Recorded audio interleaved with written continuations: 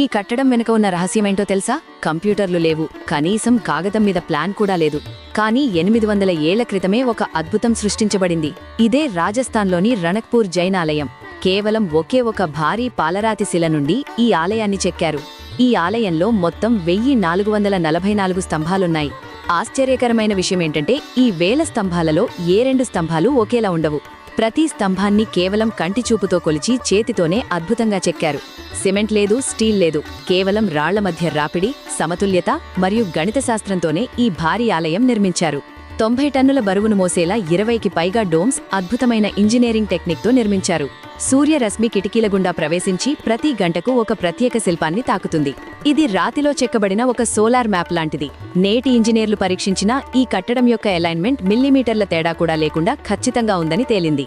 ఈ అద్భుతాన్ని రాజులో లేక చక్రవర్తిలో నిర్మించలేదు. పవిత్రత కోసం నిరంతరం శ్రమించిన జైన్ సన్యాసులు మరియు కళాకారులు 50 ఏళ్లపాటు కష్టపడి దీనిని నిర్మించారు. 8 శతాబ్దాలైనా ఈ కట్టడం చెక్కు చెదరకుండా, ఒక్క అంగుళం కూడా కదలకుండా అలాగే ఉంది. మీరు ఆధునిక మెషిన్లను నమ్ముతారా, లేక మన పూర్వీకుల అద్భుత హస్తకళను నమ్ముతారా? మీ అభిప్రాయం కమెంట్స్లో తెలియచేయండి.